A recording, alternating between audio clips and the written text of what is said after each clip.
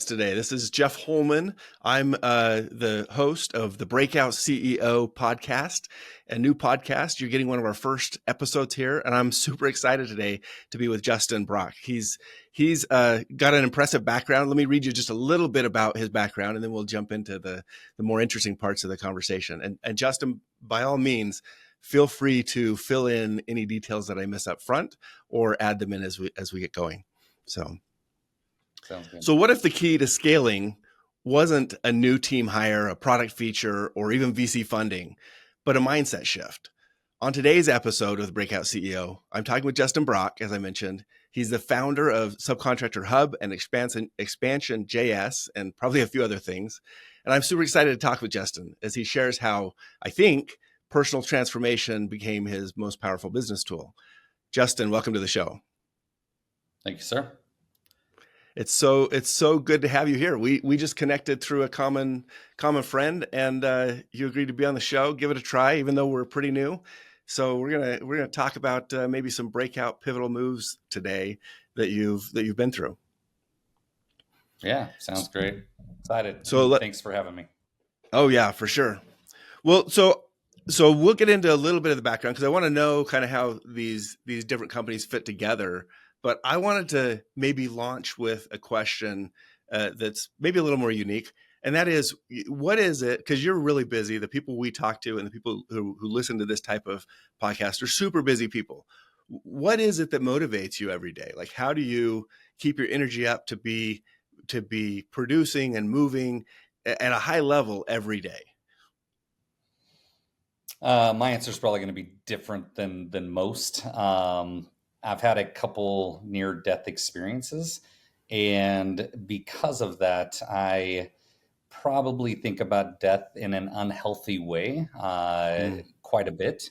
And I never know if tomorrow is going to be here. And I know that sounds, pretty, not positive, but you don't know. And so I do charge every single day trying to have balance in life with career, with family, with the things that inspire me on a day-to-day basis, because I don't know if tomorrow's actually going to be here. And I know that sounds different, but that is what drives me, because I want to be inspired.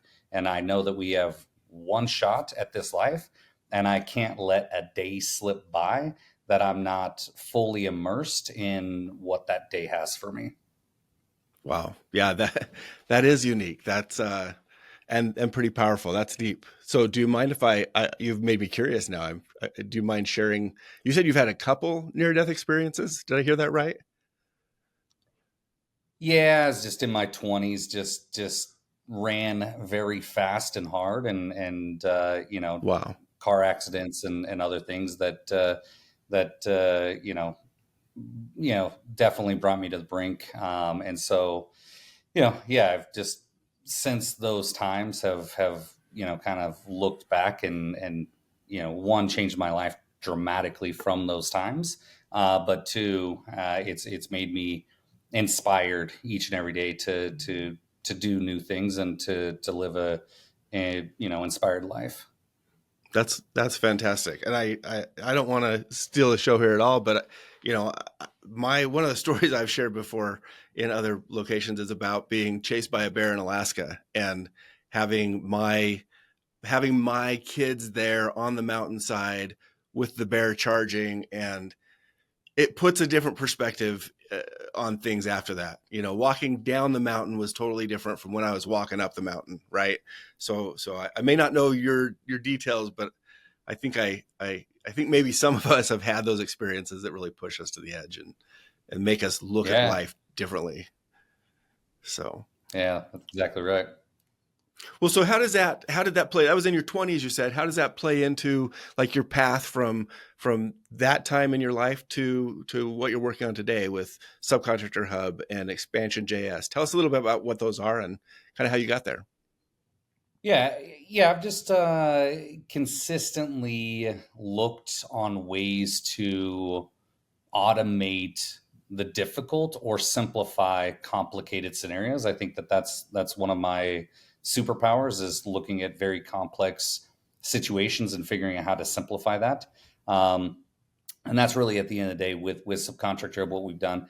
Expansion JS is really a software consulting firm that conduits into Subcontractor Hub as a business and builds all the product. So those are how the two marry together. But yeah, it's been, I'd say 3.5 years within Subcontractor Hub, just building out what we feel is a product that is disrupting home services as a whole to decentralize labor and services and help contractors actually scale in a capital efficient way and an asset light way, which is much different than how you think about construction as a whole.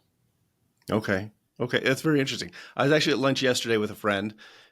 He was telling me, I've known him for a few years, kind of from a distance. We grabbed lunch and he said, "Yeah, I've got this side hustle thing. I don't know if you know about it. I'm doing $8 million a year in painting homes." And I'm like, "No, I didn't know that. That sounds sizable." Is this the type of is Subcontractor Hub the type of thing that somebody like him might use with his team, or who would be the customer for that? Yeah, it's really what we focus on today is roofing, HVAC, solar, energy storage, water purification. So you think about things that typically have a higher ASP, and we connect deeply into consumer finance. So you think about products that need to be funded, either paid cash from the homeowner or attach some sort of consumer finance mechanism. That's really the kill zone that we focus on, because those are the guys that have such issues with their cash flow Yeah. moving through jobs, right? Because you have to pay for materials and labor and everything else.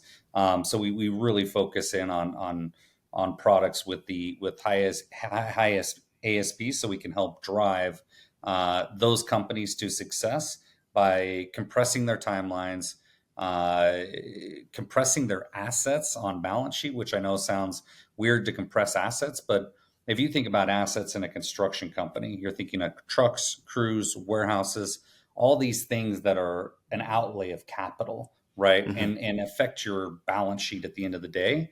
Um, if you have a downturn in that business at all, you still have those on the balance sheet as now a risk. They were an asset, now they're a risk because they're outgoing cash flows no matter what. And so that in any construction, that is really the conduit to failure is lack of cash flows. And so we really focus on helping businesses stabilize their cash flows by helping them scale in an asset light manner. Okay. Okay. That's super interesting. I mean, cash flow is like the lifeblood of every business, every small business out there, right? Every business. But Exactly right. no, so that sounds like a super valuable service, and I appreciate you clarifying your market there. That's fantastic. Yeah. What does your team look like? Do you have a team with you, or who's working on this with you? Yeah, we've got a team of about I'd say 35 people uh, stateside and about 100 internationally. Um, and that's about the core of our team. And I think I don't know that we'll actually scale past that in team size. We'll put in specific leadership. Um, but I do think that the business models have changed from typical SaaS. You can do a lot more with a lot less with AI and AI infrastructure, and so we've got deep embedded AI throughout our entire ecosystem. We use it internally, we use it externally for all of our contractors, to help them scale their businesses on the administrative side. Hmm. Um, but for us, I think, our foundation of a business is set to where it's for us to scale with the current team. The foundation is there. Okay, that may be. We're going to get to kind of your breakout moment or breakout story that you've had. Maybe AI plays into that. I don't know. Yeah. I'm excited to hear. So, but before we get to that, I wanted to ask one more just kind of general question here about your business, and I'm really Mhm. curious what kind of milestones you guys are working towards next. You've probably got one or two things out there in the next year or two that you're headed towards. Curious if you have anything you could share on that. Yeah, milestones really is around the market in general. Making sure that we're providing more value at less cost via AI networks throughout our entire system. So not just single source AI agents, but clusters of agents working on all the tasks that are needed through the platform. So I think that's we're already there, but evolving that day over day. Outside of that, I think revenue milestones. I think hitting 100 million in revenue, in the next 18 months is really what we're driving towards and what we feel is obtainable. Oh wow, that's fantastic. Can I be so bold as to ask kind of what range you're in now? How far away are you from that Yeah, milestone? we're at 30 today. Fantastic. Congratulations. That's fantastic. Mhm. That Yep. really is. And how long have you been going to get to 30? I'm sure the audience will want to know that. Yeah, we got product market fit January 2024. So that was when we actually got, product market fit, and it's been, I don't know, 25% on average growth month over month since that time. I think that's what they clinically call a wild ride, right? that's Yeah. that's some good growth. So, well, Yeah. congratulations on that. That's exciting. Thanks. With Thanks. with all of that, I mean, you've been through. You're seeing huge growth. You're building a team. You're moving fast, right? Yeah. You've got this background of kind of life experiences that have come into play to help shape probably how you've built your business, how you've chosen to move forward, how you lead your team. I'm sure. I'm really curious to talk with you about a breakout moment, and it could, pivotal moment in your career, pivotal moment in your life, in your business, your team, your customers. I'd love to dive into that if you don't mind. Yeah, I'll focus on the business side of things, and kind of the breakout. So early on, we had a bunch of different pricing models, right? We Hmm. we started with freemium. We kind of thought we would monetize from partnership integrations and things like that. And I think our breakout moment was blending not necessarily what the market wanted, right? Because if you talk to any VC or growth equity firm, they all want subscription revenue. That's Yeah. mainly what they're focused on, right? And for us, it was that blend of subscription revenue and take rate revenue. That was that aha moment that I think helped with the growth of the business, helped us with our traction, and really uh, felt like we and didn't feel like where we were adding more value to our end user by creating a very it's not a straightforward monetization model. It's very sophisticated, but it helped us grow the way that we've grown. And truth be told, do VC or growth, are they always a fan of it? They're not. They're not. But has it been healthy for us? Absolutely. Has it helped us go to cash flow positive? Absolutely. Right. It's helped us grow as a healthy, sustainable business rather than just a VC backed, and nothing wrong with VC. I think VC is great, and all of the investment mechanisms are good.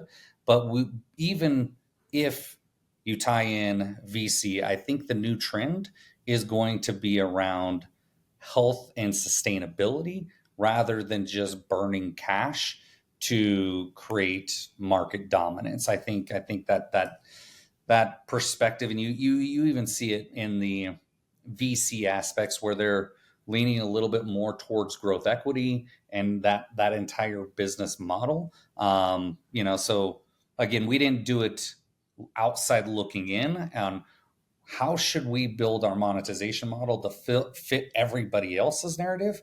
We said what makes sense for our end user, what makes sense for our product, and what makes sense for the health of the company, and that's what we built around.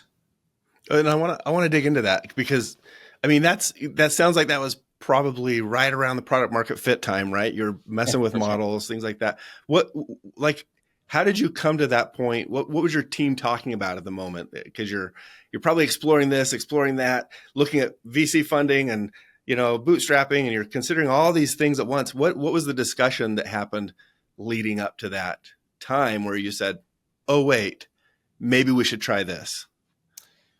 Adding all the discussion was how do we create more value for our end users, because that to us is what creates stickiness, and then how do we create a monetization model that fits that narrative. Okay. And so you're looking at your end users. Do you have like a team that is specifically focused on the end user, or is this part of your role leading the conversation? I'd say Who's kind of your all right of hand? leadership. Yeah, What's that? we got an entire leadership team, and I think it was just us really. We again, we had tried. This was probably the sixth different monetization model that stuck. There was five others that didn't work before the sixth, right? So it wasn't like this, this one time fixes it all scenarios. It was a bunch of skinned knees and going, hey, timeout. Like we're just we need to tweak this a little bit and modify here and there. But I think it was those skinned knees from the past models that Hmm. got us to the model that just really spoke to the consumer. Yeah, and that's a common path, right? A lot of people go through those iterations. I'm curious. Did it feel like looking back? Of course, you can say, "Oh, well, the sixth time was sixth time is a charm," as they say, right? No, but the sixth time worked, right? Look, Yeah. but as you're kind of looking ahead, as you're transitioning from number five to number six, did your team have the confidence number six was the solution, or was it kind of like, well, we're going to try one more option and see what happens, and if that doesn't work, we'll try. Like, what was the confidence level of the team, and if it was different, what made it different? I don't think there was a confidence level shift. Our whole culture is built on innovation and iteration, right? And so we're always tweaking everything, right? Whether it be UI, whether it be UX, whether it be, strategy, whether, all those things were always consistently adjusting, and we've adjusted our pricing model since that one that was the one that we thought, and it has built tremendous growth. We have another one that's even more compressed, specifically focused in a new vertical, that is catching wildfire. And I think if I continue to drill down what the conduit is, it's providing more value at less cost. And it's not the thing is we tried the freemium. Like, we're going to be free and provide all this value at no cost, right? And the way that I kind of put that in perspective, because we have people that hit us up on that. If you have kids, right, Yeah. or if you were a kid, that if you buy them their car 100%, 10% of the kids are great kids and they're going to treat it well and they're going to do perfect. 90% are not going to respect it. They're going to trash the car and it's just going to be a throwaway, right? I think the same thing is around software and what we did. Like, when we were free, and what we care about is transaction velocity on the platform. That's Hmm. that's our number one focus, is how people are transacting, because that's where we can create more value to the entire ecosystem, right? Is through transactions. But if people aren't actually transacting, they're just paying for a SaaS fee, or they're not even transacting because it's a free product. So they're like, nah, whatever. I'll use it when I want to use it, and I don't have to use it when I don't want to use it, because there's no skin in the game, right? So I think there's that perfect, like, in between of the two that makes people gravitate towards using a product. That's it. And were you able to see that? Because clearly you've seen that on the revenue side, right? You're like, oh, Mhm. business model is working, revenue is going up, we're getting customers, all that.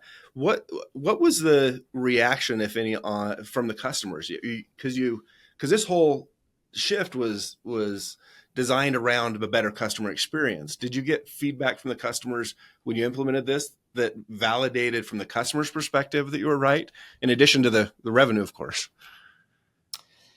Yeah, we've been growing the whole time, so I don't know that the group has gotten larger and larger and larger. So there was such a small group in the beginning that, the feedback loop was very fluid. Mm-hmm. I think even today we have a very fluid feedback loop. We try to, one of our, things embedded into the culture is taking that feedback, right? Let's get good feedback because we want to build what what people are wanting when they give us feedback, because they're in the trenches, my guys are in the trenches. I may not have the best idea, so we want to have this one meritocracy within the business. So whoever's in the trenches, if they've got a good idea, it stimulates all the way up, but also that they're talking to their clients in that same way, like, hey, give me the feedback, give me the raw of how we're executing and how we're failing, because we're going to learn more from our customer base on where we're failing and where we can make improvements than us just knocking the leather off the ball. Yeah. Well, it sounds like you're in constant motion, right? Yep. I like to think of riding a bike. I go mountain biking with my daughter all the time, and who I just sent off to school with a car, and I hope she takes care of it. But Hopefully but when she you're paints mountain, some of it. not yet. When we do get to a point with our kids where we have them pay for half the car, and we pay for half, then we kind of say, hey, that's Yes. a good start for you.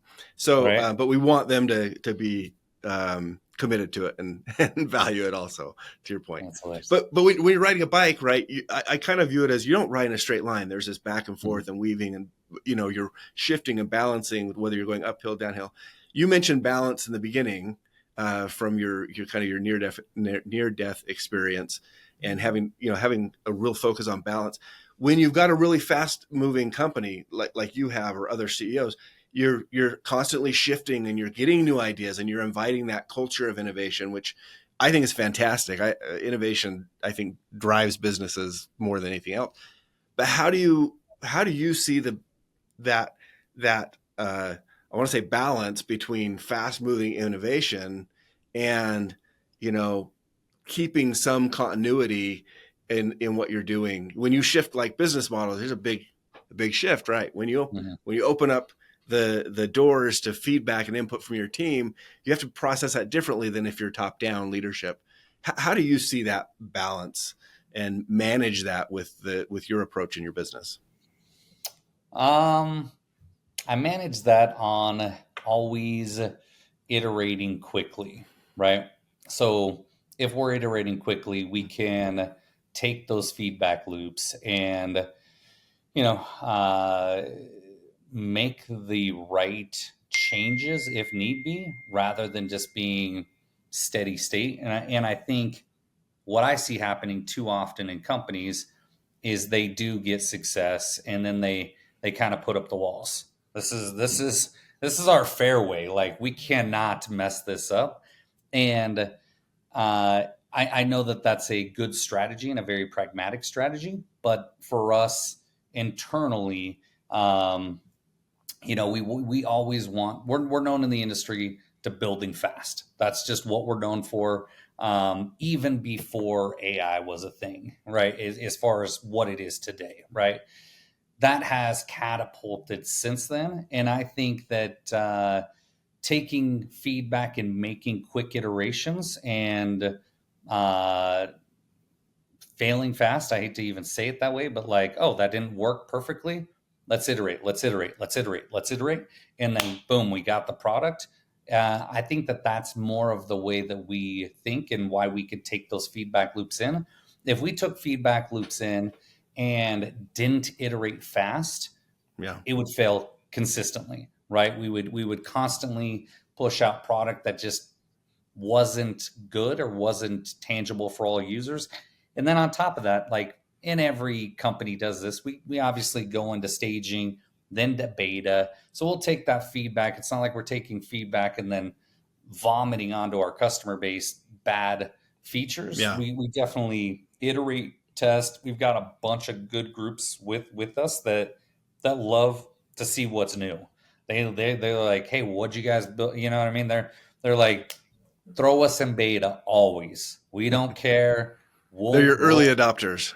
we'll break it. We will rip and pull with you. And so we've got a lot of raving fans that are like that. And that's, it feels like a true partnership when you've got a partner out there that is a contractor that's building their business on your back, and then you're taking their feedback and then iterating it directly over to them.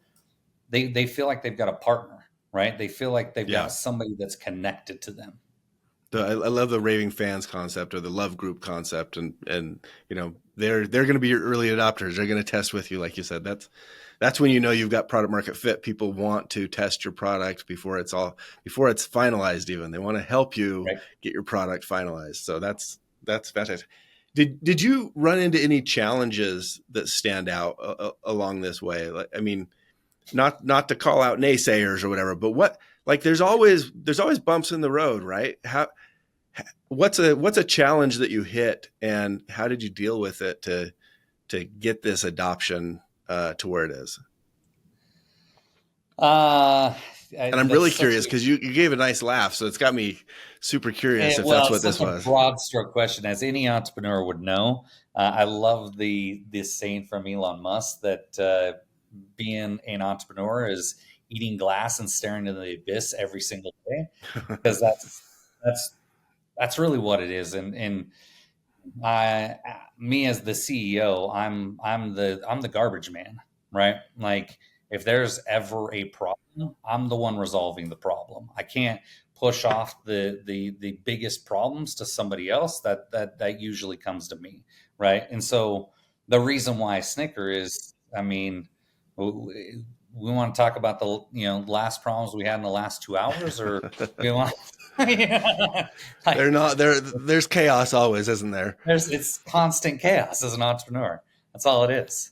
Yeah, yeah, that's a fair point. Fair point.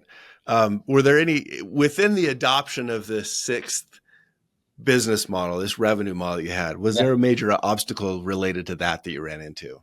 And major might be the wrong word. A standout obstacle, because our team, they're in your shoes too. They're the Yeah. audiences that's listening. They are making these decisions. They're trying to move fast, and they have a team member who maybe stands up and poses a different question, or they have customers who react differently, and it's good for them to hear your story, because I'm sure it Yeah. relates to what they're experiencing or will experience.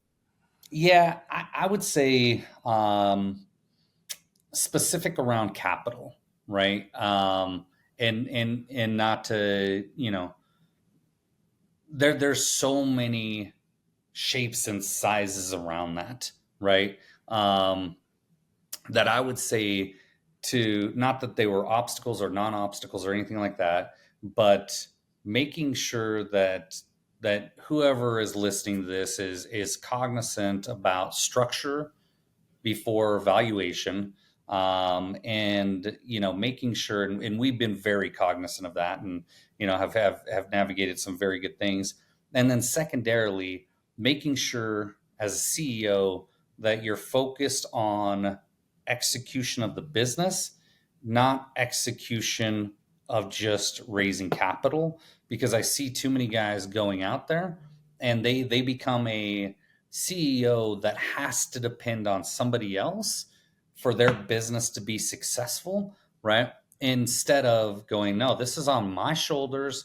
This is what I'm going to do to build this up, to build a stable foundation business, and then go out and look for capital. I know that's totally backwards from most of the talk track when you talk about software, but I think that it matters, because if you're just out raising capital nonstop as a founder, I think you sometimes take your eye off the ball. And I would say for us, we had a moment in time where that was the case as well. We went very far down a process, and Mm-hmm.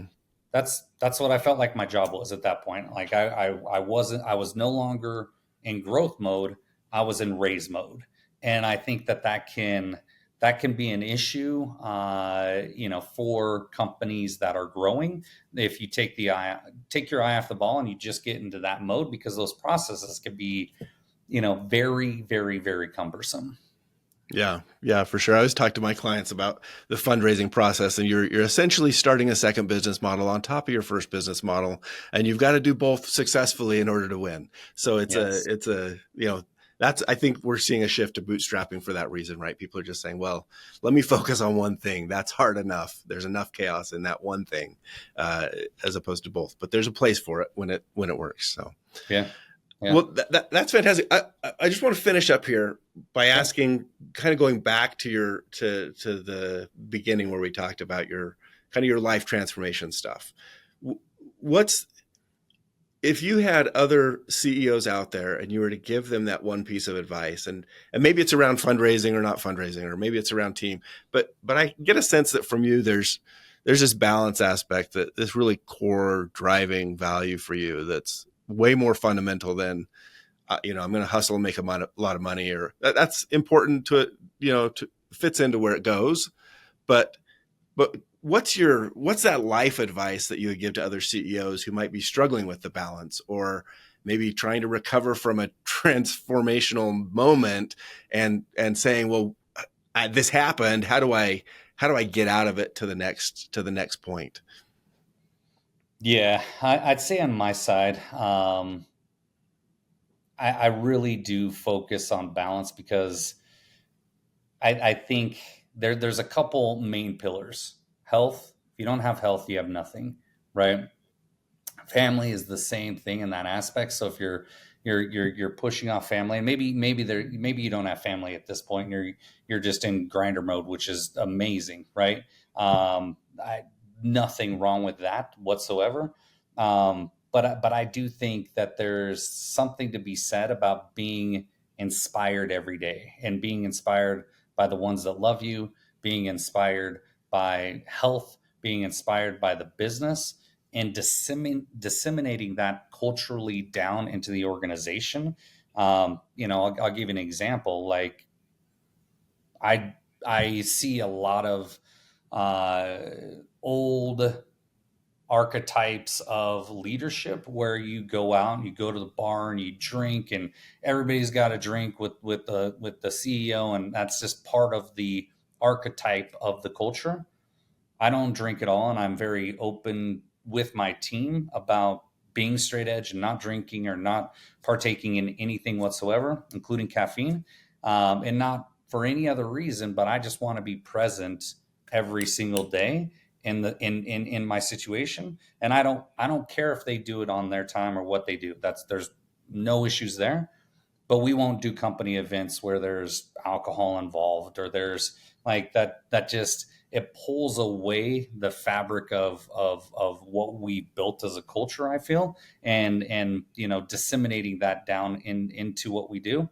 And then I do think that having those kind of hard lines in the sand help with the balance stuff, right? When you're talking about time with the family, you're able to immerse in business and focus so much, because you don't have these other things that are cursory to that, right? As far as substance or anything like that, you're focused on career, then you're focused on family, then you're right. You've got your focuses in line, and that helps create that balance. But if you've got some offshot scenario where, oh, I'm focused on health, and I'm focused on family, and I'm focused on the business, but then you're drinking too much, I think the focus gets drawn, right? And so, not trying to attack alcohol or anything like that, just for me personally and for the archetype of our business, I feel like it's been critical.